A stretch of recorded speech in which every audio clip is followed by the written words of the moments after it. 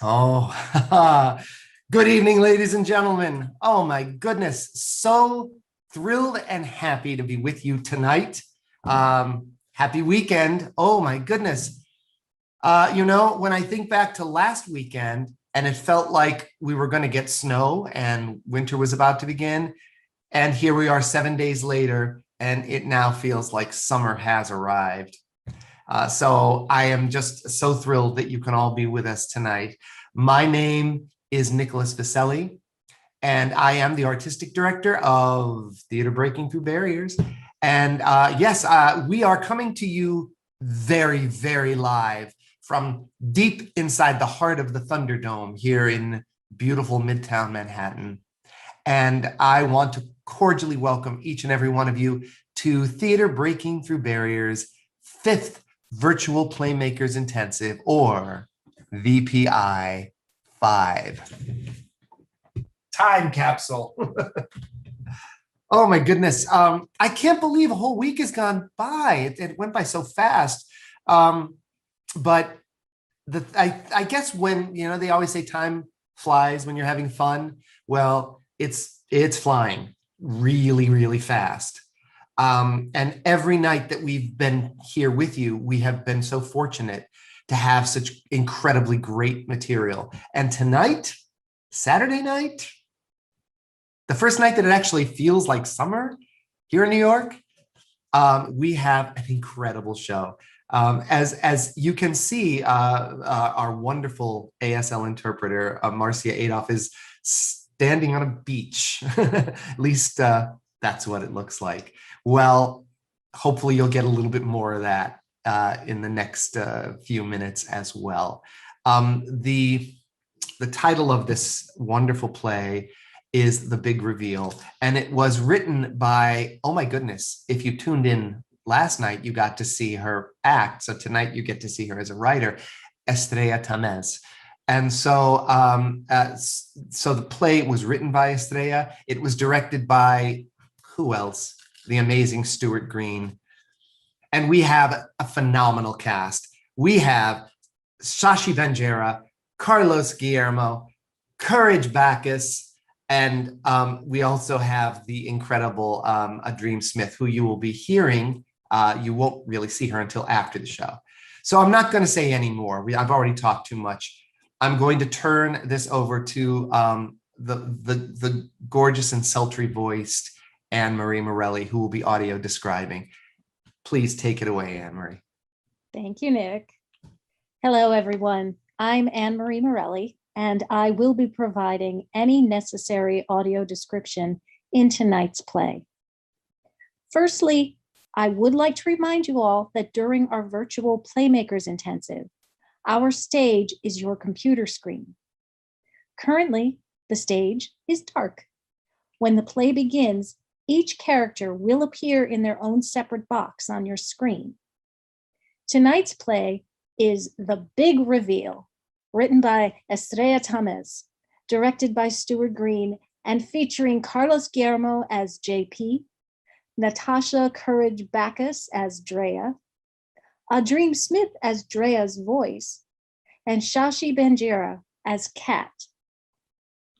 As the play begins, the first Zoom window opens, revealing Kat, then JP, and then Drea. Behind each of them are beach-themed Zoom backgrounds. They're all dressed in colorful floral beach attire. Hi, you both look amazing. I love your backgrounds. So do you, bitch and idea. Thanks, bro. It's so great to see you both. I've missed you so much. It's been too long. How long has it been? Well, my birthday bash, and then the pandemic shut everything down, so... Was it 15 months? 17 months. It's been 17 months. Today's the big reveal, the 20th anniversary of your time capsule burials. It's hard to believe that Anya's been gone a year now. You aren't the Three Musketeers without her. I'm glad you could be here in your big sister's place, Kat. Yep, I second that. You have your capsules? Drea and JP nod yes. What made you bury these things? It was the summer our families vacationed in Huntington Beach, right? And Anya found a jar sticking partially up in the sand.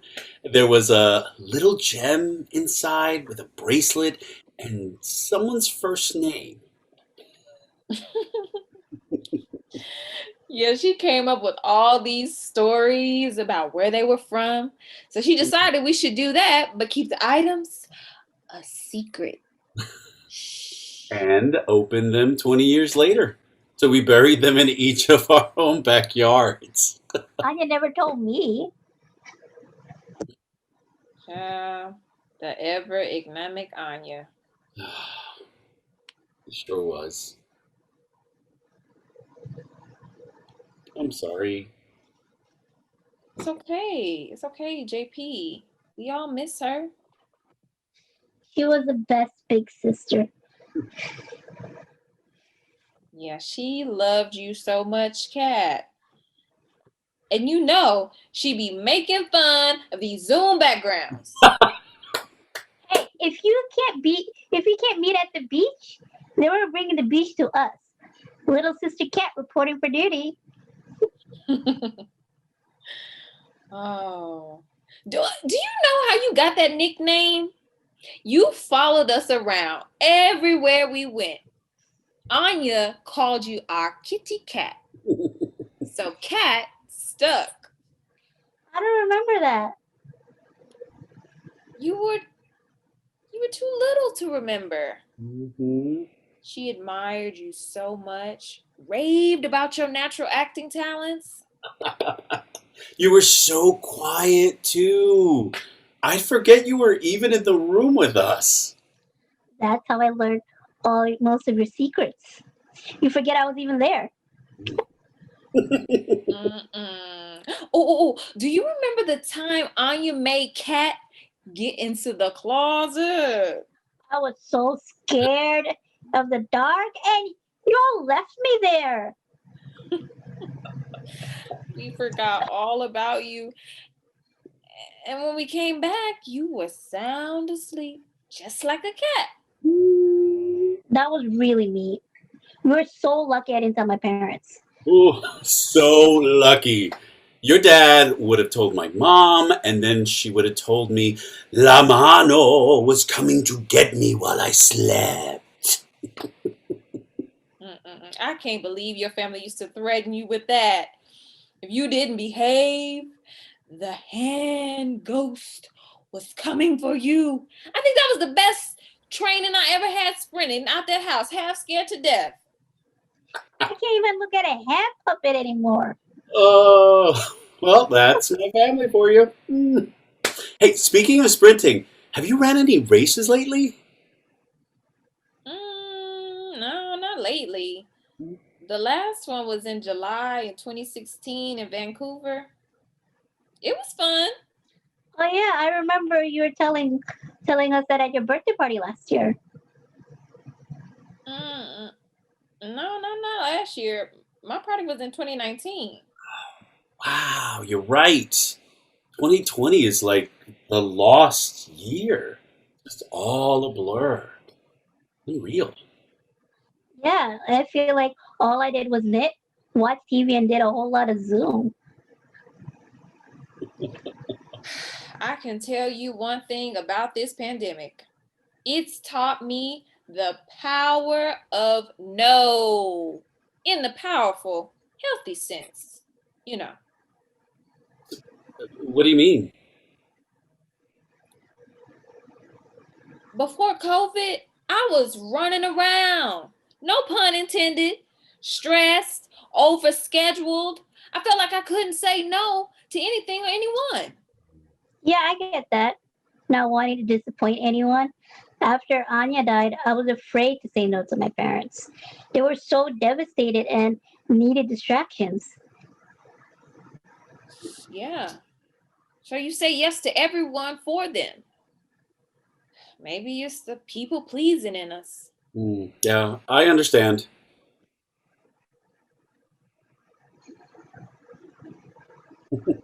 So, what about you, JP? Any enlightenments this past year? Uh, oh. Oh, do you remember the time my cousin was visiting and we were all in the pool? Wait, the day you almost drowned? Mhm. Who could forget that? Your cousin freaked out and started pushing your head into the water, trying to hang on to you. You were like around 10, right? Mhm. Anya said that you never got back in the water again. Huh. Well, guess who went scuba diving for the first time? No. That's fantastic, JP. Win! Well, after Ben and I got married, he got his dive master certification and would beg me to go with him, and I just couldn't. So this past year, we couldn't stand to be cooped up anymore, so we'd go to the beach early in the morning, and I'd sit on the sand while Ben was in the water. Just like a cat. Can't get us in the water. So one baby step after another until I did it. Wow. All right. I'm proud of you, JP. You know, it's much more enjoyable to swim when someone isn't pulling you underwater. Anyway, all right, enough about that. Let's get this party started. JP and Drea bring their boxes into view. Wait, weren't you supposed to open this together at a real beach? Can we do this in person? We're all almost vaccinated. Yeah, but it has to be today, Kat, for Anya. Come on, andale! JP stands and dances. Woo! You're right. You're right. Ready? JP sits down and Kat brings her box into view. All right, got it. Ready? Who goes first? Uh, No. Let's open them together and take turns. The three open their boxes and poke around in them as JP pulls out a small piece of paper. wow, I didn't even remember putting this in there. JP holds What a is small it? paper ticket of a concert up to the camera. He gets up close and does a famous Janet Jackson move in front of the camera. You were obsessed with Janet Jackson. Oh, that was such a great concert. Even though it took Anya 2 hours to get ready, I thought she was going to make us late. Oh, I could have killed her. You know what's it like sharing a bathroom with her? She would give me like 5 minutes to get ready. What am I supposed to do with that? Girl, punctuality was never her thing. Mm-mm. Then we had to wait what seemed like forever for the bus to go. Yeah, but we made it, and that was an amazing concert. JP puts the paper aside. Mm. Oh, me next. Drea pulls out a flag pin of Guyana. What's that?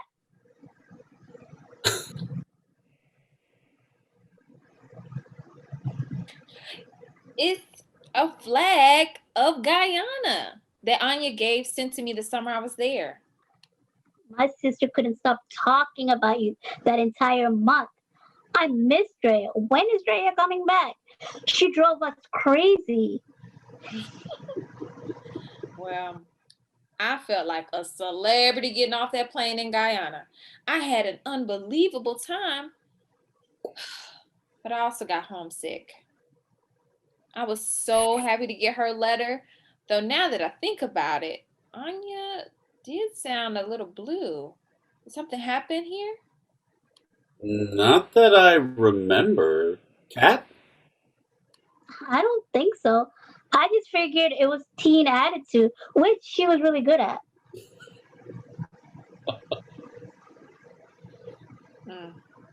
Yeah. Oh, do you remember the time we climbed on the roof of your house?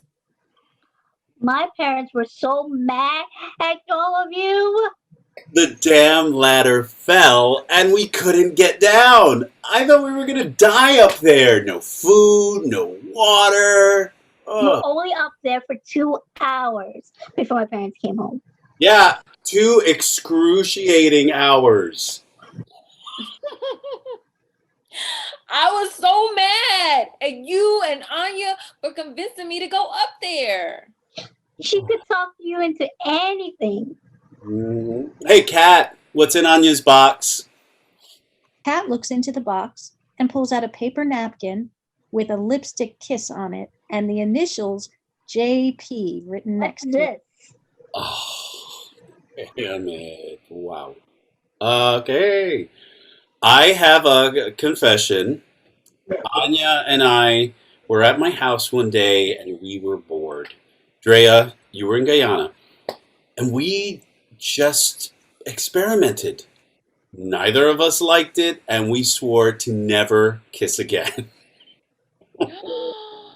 You sneaky little. I Ooh. promise it was just that once. Oh, I made her take off the lip gloss before she kissed me. Oh, I can't believe she put that in the box. Sluts. The both of you. Oh, we are not all innocent like you, little Miss Drea. I'm kidding. I forgive you.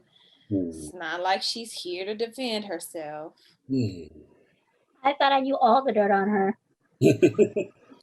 Okay, back to me. He pulls out a dollar bill. Oh, JP, I didn't know you were a stripper. Very funny. This is from my first professional singing gig. I didn't know you sing. Yeah, I used to. I got together with some of the kids from choir and we started our own band.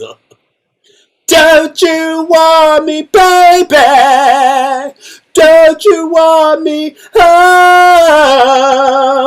Dude, you're incredible. Yeah, he really is. You should have stuck with it. Oh. Life got in the way. Okay, Drea. What else do you have? Drea pulls out a dried corsage and reads the tag attached.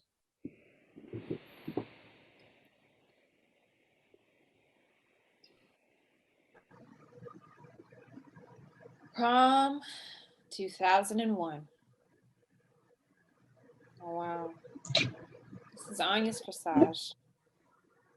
Why would she give it to you? That really wasn't my scene. Anya said she didn't have a very good time with her date, so she gave it to me. I don't know why I put it in here.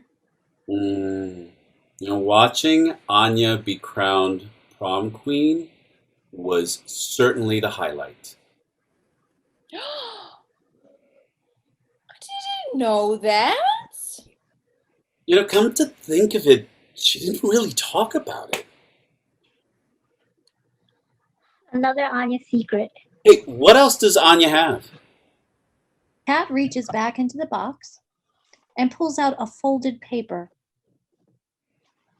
Unfolding the paper, Letter.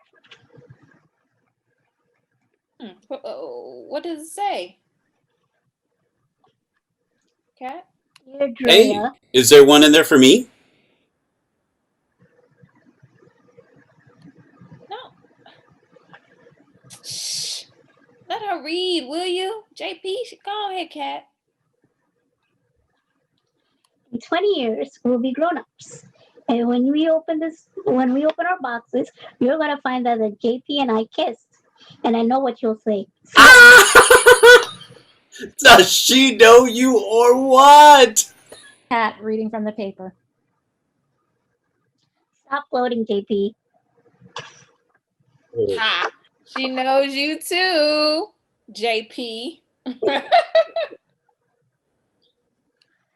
Drea, I don't have the courage to tell you right now. The three of us have been through a lot. I'm sure we'll go through much more by the time we read this together. Doesn't have the courage to tell you what? Are you gonna keep interrupting, JP? Sorry. I promised myself I would tell you today, even if you're in a relationship or married. When we were kids and you went to Guyana that summer, I was miserable. I couldn't eat or sleep. Wow. Why didn't she ever tell me that? Keep reading, Kat. It took you being gone for me to realize that I love you. I'm in love with you, Drea. You don't have to love me back the same way.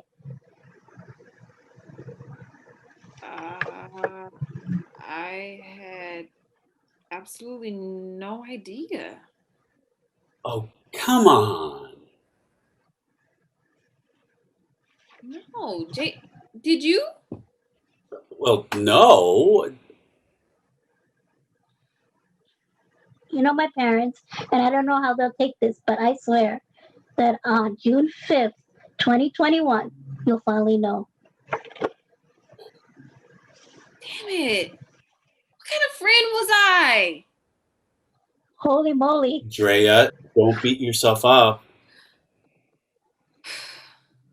She wasn't living her authentic life.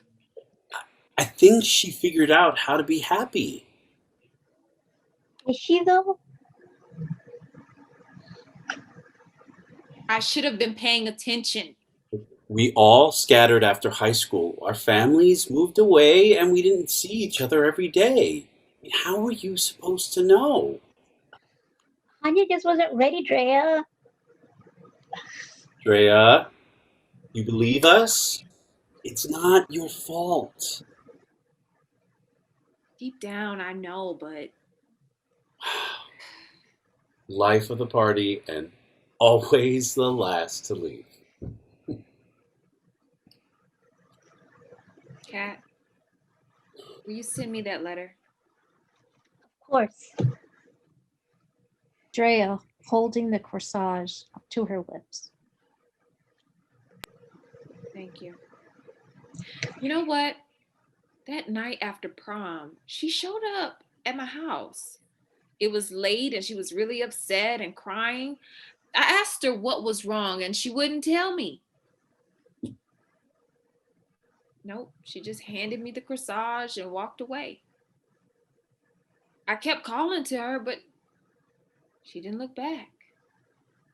Do you think she was going to tell you that night? I asked her about it the next day. She said her day was miserable and she didn't want to talk about it. I just let it go. That's why you kept the corsage. Maybe deep down inside you knew. Are you okay?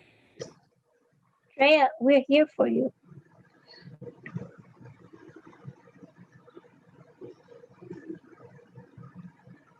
There was a night. It was late. We were in the living room, goofing around, dancing. We stopped and looked at each other. We almost, but then she pulled away and I just thought it was my imagination. I'm sorry. I can't. I have to. I'm okay. We'll talk soon. Keep in touch. You two, okay? I love you. Bye. Wait, Drea. Bye. Drea abruptly disappears from Zoom. What the hell? Drea, my sister? Almost? Is she really going to be okay? I'm worried right now. She just has to process this.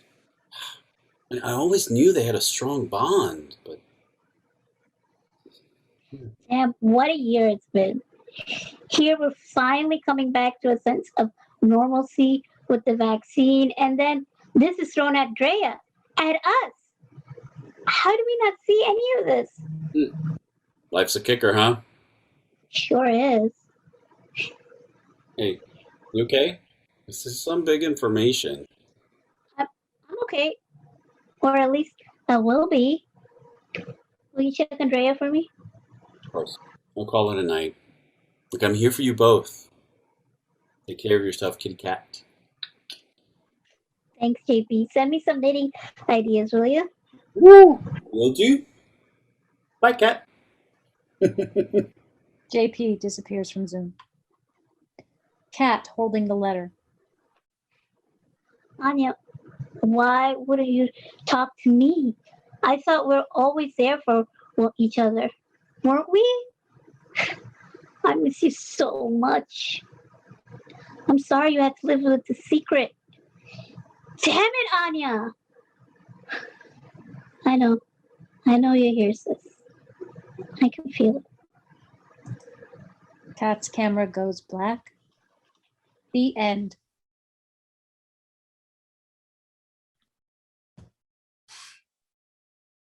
Wow. Wow.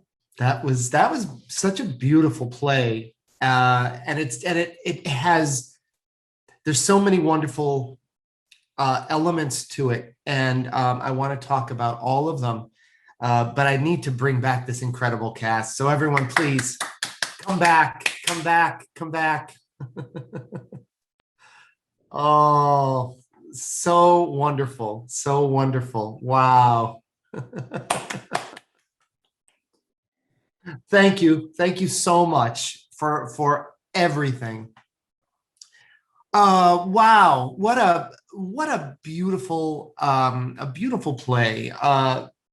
And a sad play, and yet at the same time, a play that really sort of, I guess, touches on life and loss and regret and the pandemic. And I don't know, there's so many things that are tied up in this work, and I find it really, really beautiful and poignant. And a great play for tonight, I think, also to celebrate June, as you all know, is Pride Month.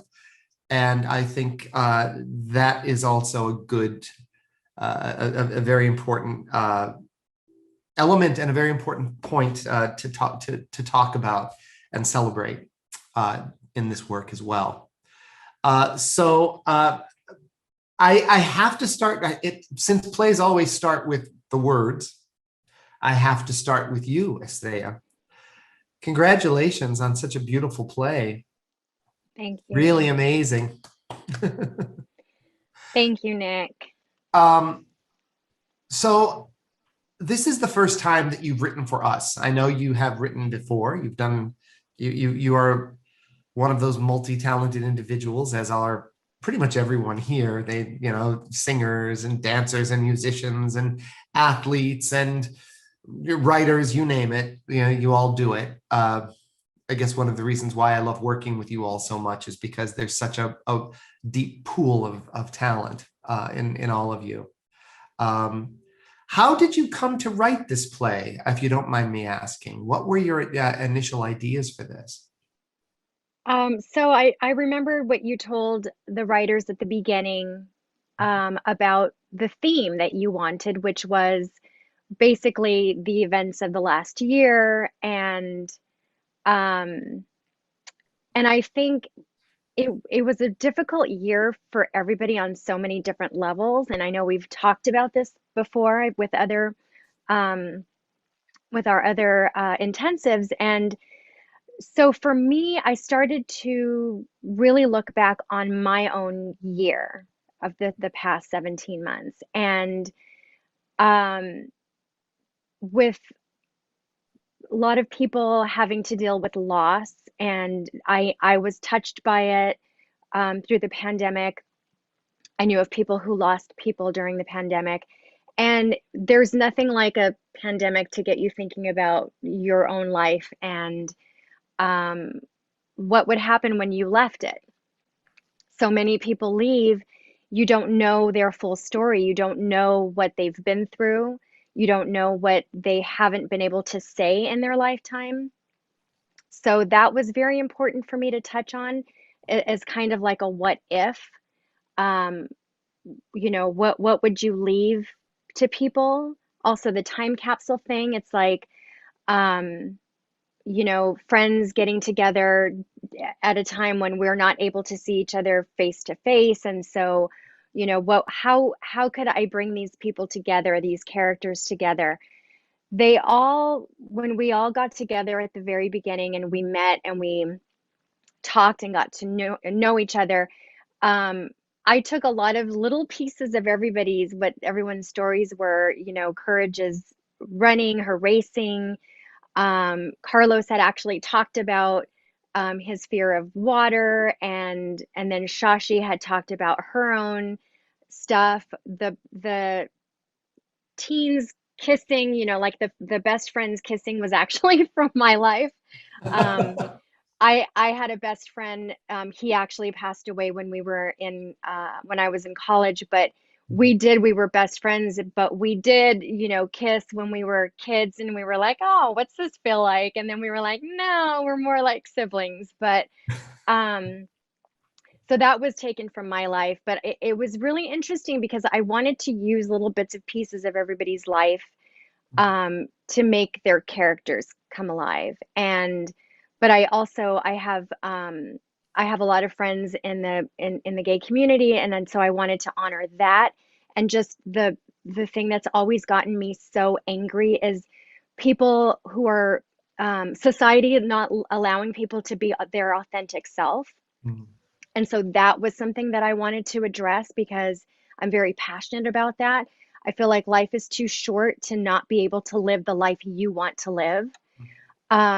So there were just a lot of things that I didn't want to make it too broad where it was like people thought like, oh my gosh, the story's going in all these different directions. So I wanted to keep it focused, but I wanted to um, put in all of these little pieces that make us who we are, and all of the experiences and all of the different friends and ethnicities and different abilities that everyone has that make us who we are. So that's where it came from. I love that. I love the fact that you pulled it together so beautifully.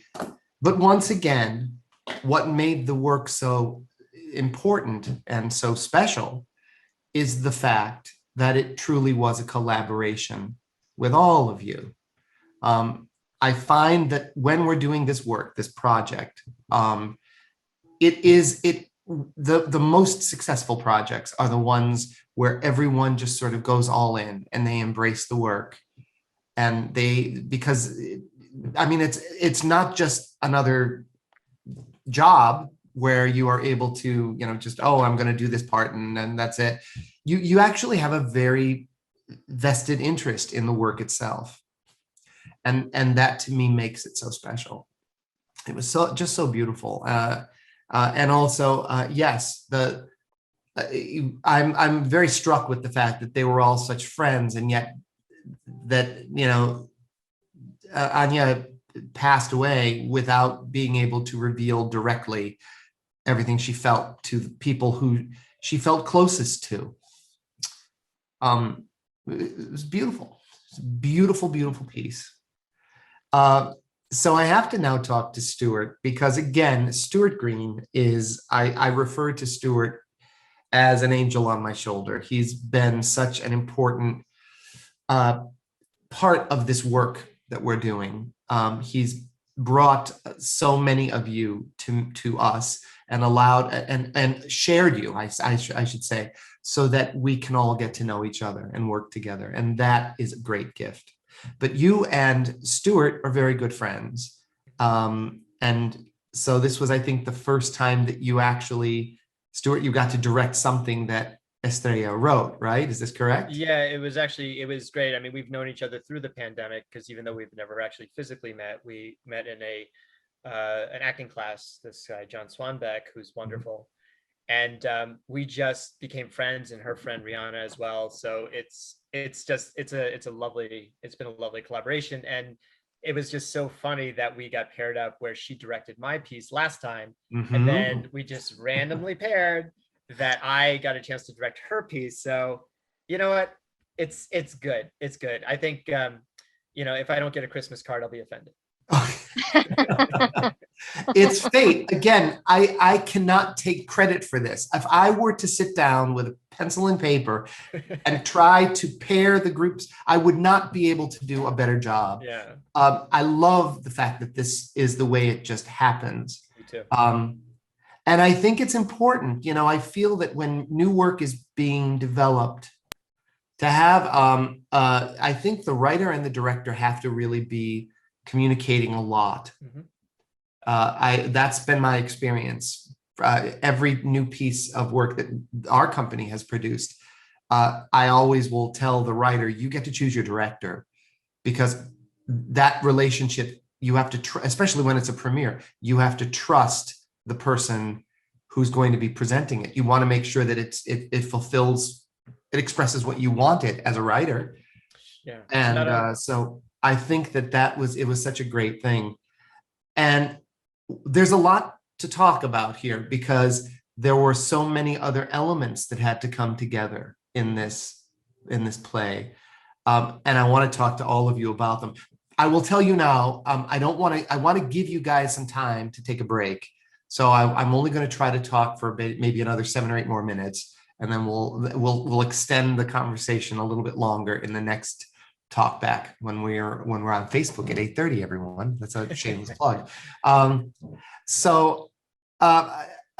right. I'm going to first start with you, Shashi. Is this your third virtual intensive, right? Third, yeah. You're just amazing. I am so, and I can't wait to work with you in person. Yes. We were supposed to do a piece together in person back in 2017, I think 2018. Yeah. Around that time. I was so bummed that like I got hurt is getting onto like the bus to come to see you guys. It's like I listen, I'm so sorry that happened. Yeah. I also know that well, you're working with us now. Yeah, and I know. You will work with us more. So I just love. I love your energy. I love your presence. And what I really loved was the chemistry that all three of you had as friends. Like, I believed that. I really, really believed that. I thought, again, the fact that you all did some ASL as well. So it became a given that Courage's character, Drea, was deaf. And, I think it went very, very seamlessly. The challenge of bringing together, well, I should say, 2 different languages, it's exciting to me, because we have a cheat as actors, because we have a script. So if we all know the words that we're all working off of, and we can create the energy and the intention behind the words, it doesn't matter if I can't understand, if I don't speak your language or you don't speak my language, as long as we have someone there to help. Marcia, thank you so much. And AhDream, oh my goodness, you're just amazing. I really want to talk about the way you and Courage worked together on this, because that really becomes such an important team effort. And you were both so wonderful. Like, you worked so well together, and your voice really expressed exactly, I felt, what Courage was acting, was playing. So it was I know that is all very different and very challenging work, but you guys just rose to that. You took it and it was amazing. So what was it like for the three of you to be working together on this piece? I want to ask you now, Carlos, because we got to see you, we got to see you the other day, and you're just, again, you're amazing. Thank you. What was this like for you? This was a lot of fun. This was a joy. It really is a labor of love, and I just loved when Courage gave us the shorthand for the ASL. He recorded for us so that way we could work on it on our own. Yeah, so Courage, you're an inspiration. Thank you so much for that. You know, I know there's a tricky part in all of this. A lot of times for deaf, hard of hearing actors, the last thing, a lot of times people feel, well, because you are speaking a different language, people sometimes will take you for granted. And that to me is the biggest, like, the last thing I wanted was for you to have to feel that you needed to instruct people on how to work with you, or, and I know that wasn't the case here, but I'm so grateful to you for allowing all of those little touches, allowing them to have the shorthand really just made the relationship. It built the relationship, and it made it so much more intimate. So it was just that. Thank you for that. So I need to ask you now, Courage, what was this like working with this group of people? How was this for you? I enjoyed it so very, very much. Oh. I felt like we were a great team. I felt like I've developed a good rapport with the actors, with the director, with the voice actor, AhDream, and that you took the time to learn some ASL as well. This is how I would have grown up with my hearing friends. I would have taught them some signs, and seeing you use the signs, it's a positive reminder of my childhood. And again, Estrella, it's a beautiful story. I had a good time, and it was fun working on this project. So very much fun. Oh, thank you. Thank you. Thank you. Thank you. Thank you, Courage. You are you're such an incredibly gifted artist, I think. I will say this, the last show you did with us, the last intensive, everybody was talking about you and saying how wonderful you were. So thank you for all of this. Love to you all. AhDream. Thank you for doing this. Again, you're doing several different things, and I know that this work, it's I don't want to say, it is very challenging in a certain way, but how was this work for you? Tell me, like, candidly, how did you feel about doing it? Okay, I'm gonna take the background off because I don't. I was trying to be a part of the team, but no, you totally were. Oh my God, you are part of the team. AhDream. You are. I mean, with the beach, but like my teeth are white and my background is white, so the beach was in my mouth. But no, this intensive was very special because for it, I feel like I'm getting a 360-degree experience of just what this intensive can offer an artist, having the opportunity to direct, having the opportunity to act, and then to voice Courage.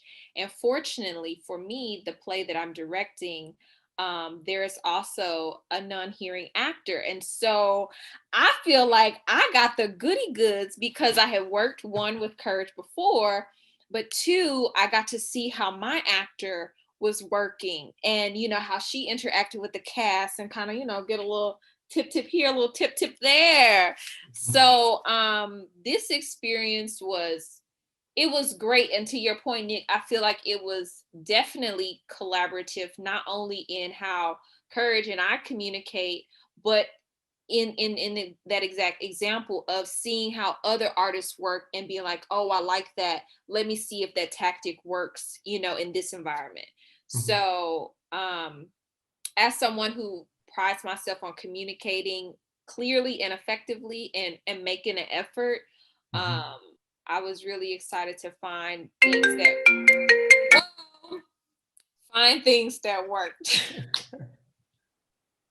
Yes. I love it. I love it. I think it's so important. And for us as a theater company, it's so important for us to work on a lot of different levels. We want to be fully inclusive. We want to create work that is as fully accessible as it can be. We want to create ways to make the work accessible in a creative way, not just a functional way. And all of that takes a great deal of thought, a great deal of effort, and a great deal of preparation. And you also have to find artists who are willing to go along on this journey with you for that. It takes a lot, and we're not going to get it right all the time. We will make mistakes. We don't want to offend anyone or hurt anyone's feelings, but we also have to be allowed to do that so we know what we're doing wrong so we don't do it again. So, in all of this, I think this is how we become better artists. And I don't think just for this company, I think across the board for everyone, because for those actors who are not disabled, for those actors who are not blind, for those actors who are not deaf, it gives you all an opportunity to see how other actors work and how they adapt to, and to acclimate and to work together to find those ways that's life. I think that's life. We talk a lot about diversity in the world and getting along as human beings, different races, genders, sexual orientations, all of it. It all comes from that basic willingness. First of all, it's not just tolerance. It is the interest to say, how do we do this? How do we make this work? We got to get our hands dirty. So let's get our hands dirty and make it and make something special. And that's when I was writing, oh, sorry to interrupt, Nick, but when I was writing it too, like I started to see it from Courage's perspective too, like what I had written, and I wanted to be sensitive to how she would say something as opposed to somebody who can hear would say something. And so I even adjusted some dialogue because I wanted to be respectful of that. I also wanted it to be authentic. I wanted it to be something that Courage would actually say, because just the choice of words that we make when we don't have that disability and it's not in the forefront, I wanted it to just be like authentic and respectful. And so I asked her, straight out, like, what would you say in this line here if So I think that was very important, was it to just be realistic. We live in a world with so many different types of people and people of different ethnicities and abilities. And so it was very important for me to address that and make it as close to real life as we could for a play. So, and life is oftentimes a very big improv. Like, everybody is different. So if you might have two people with the exact same disability, and yet their perceptions on life, their life experience is so very different. So they will treat, they need to sort of, they would prefer to be treated in a different way, and that's just basic human respect. It's the idea of saying, however whatever you need, I want to do that. It's worth that time, isn't it? I think it's worth that time because look at the rewards. You know, you guys bonded as a group doing this work. That is success. You know, is the play a perfect play? No, it's not a perfect play, but what a great start. I mean, you can do so much with this. This is a play that can really, you can build this play. You can do so much with this work. And look at what a great, solid, positive base you have from doing this experience. So I'm so grateful to all of you. Wow. Thank you for such a great evening of theater, all of you. I'm actually really psyched because we get to do it again. So I get to see this a second time. And I hope all you do too. If you don't come and see this at 8:30, you're missing out. I'm telling you, once is never enough with it. Usually I get, when I see something that I love, I want to see it more than once, because the first time you get that overview, the second time you can sort of see the moments and how things are crafted a little bit better. So please tune in. I hope you will. All right, I'm going to give you guys a bit of a break. I want to give you at least, 7 or 8 minutes so you can have a drink, or if you have to take a potty break, now's a good time to do it. But I want to thank all of you, and I want to thank our wonderful audience. Thank you so much for tuning in this evening. I hope you enjoyed what you saw. If you did, please tell your families, tell your friends, tell everybody. Our intensive began on Monday, the 31st. We are running through Sunday, June 13th, not tomorrow, another week. So we've got another 8 performances, 8 more days of greatness. So I hope you will tune in and watch all of them. You will see some of these artists again performing in different roles throughout the intensive. So again, tell your family, tell your friends, friend us on Facebook, subscribe to our YouTube channel, go to our website, tvtv.org. You can find out about our company, what we do, who we are, and you can actually see some of our past work, our past intensives. If you really love our work, on the homepage, there's a little donate button at the top of the page. And if you click the donate button and you decide to, give us some sort of wonderful material donation, we take that very seriously. That means you are a partner with us. So, and that commitment is so important. So we hope that you'll do that as well. Tomorrow we have, sorry I have to bore you with this, but another great play.